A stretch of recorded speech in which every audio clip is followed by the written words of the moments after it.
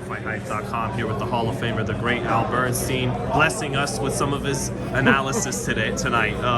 Great award given out, by the way, tonight by the House of Boxing. Great to see a Hall of Famer like yourself still giving back to the amateur program. Well, I think amateur boxing is important for so many different reasons, not just because it provides all these great professional boxers. In fact, that's the least of its importance. Amateur boxing changes people's lives, young men and women, and helps them become better citizens, oftentimes giving them the focus to be a good citizen. And it's done that for a lot of people. A billion years ago, I wandered into a gym at the southwest side of Chicago in the Park District and was one of those kids looking for a chance to box, and I remember that feeling like it was yesterday, and so I know what these young people feel like when they go in, and you want to hope that they have the right safety equipment, which is part of what House of Boxing Champions is providing, and you want to hope that they have a chance to succeed. All along, Al Bernstein was a badass from the south side of Chicago. I don't know how much of a badass I was.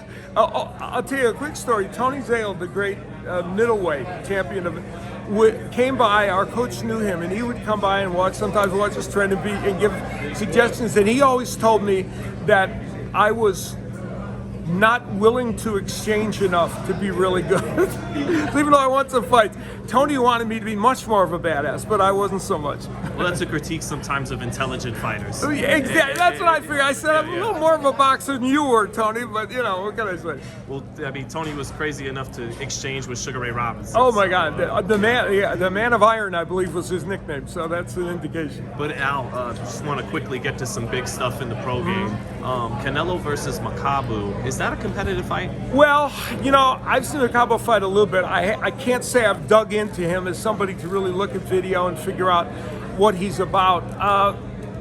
So I don't know. I mean, of course, part of it is there's the issue of Canelo going all the way up there. Can he do that? I mean, he started at 154. Might have even been 147 in his early pro fights. Yeah, so that's the case. So, that's a big way up.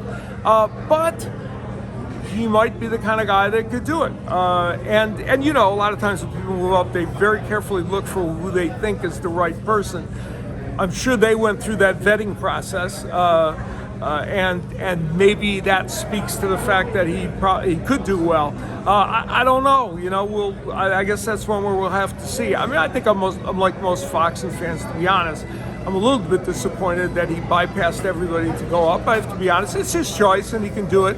And Canelo has certainly fought a lot of tough foes and has fought a very good array of champions. So I'm not dissing on him, but when all is said and done, I wish he had fought a little closer to his weight class. Curious with your analysis here, because you're so familiar. Floyd Mayweather, among others, feels Benavidez is the toughest fight out there for Canelo. You cover him ringside. Do you agree with that? Yeah, I do. Because, which isn't to say that Canelo can't beat him, but David Benavidez is this rare combination of somebody who has power, is a really good combination puncher, has some defensive liabilities, and those are the things that Canelo would hope to capitalize on, but he's also a volume puncher, Benavidez. If you're going to beat Canelo Alvarez, the way to do it is in those rounds where Canelo Alvarez has maybe a lull spot here and there, you need to take advantage of that and land a lot of punches. Certainly Benavidez is capable of doing that. The big question in that fight is, will Benavidez's defensive liabilities be too much for him to overcome, or will he just simply outwork Canelo Alvarez and win rounds, or can he hurt Canelo? Canelo doesn't seem to be able to be hurt by anybody. Will Benavidez be the one to do that? Does he have the best shot? I think he's got the best shot at beating Canelo right now that I can think of. Anybody at those weight classes. And lastly, Al, just real quick, gonna put it all in one. Terrence Crawford. How do you assess fights against Spence, Virgil Ortiz, and even Jaron Ennis? Yeah, well, right. Well, you hit the trio there, didn't you? And those are the people that we'd all love to see him in there. Any three of those would be interesting to me. I mean, obviously, the Spence Crawford fight became kind of there's always a poster child for quote unquote fight for the one that's not being made in boxing, that the casual press and the the sports media that isn't always devoted to boxing uses the example, oh, boxing's not making fights. That one was the one.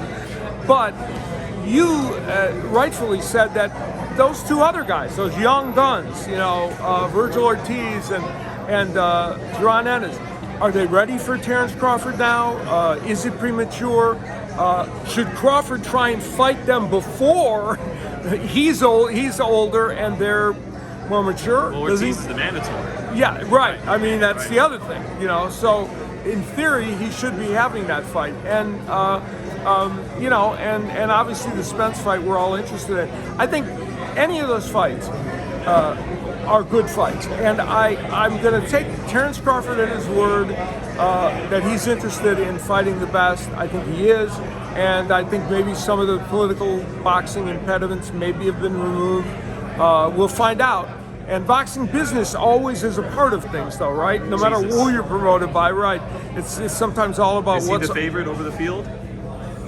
I think probably a little bit. Okay. Yeah, I think probably a little bit. I think if you would put him in against any of those people, I'm not a betting expert, I think he's probably going to go in a slight favorite.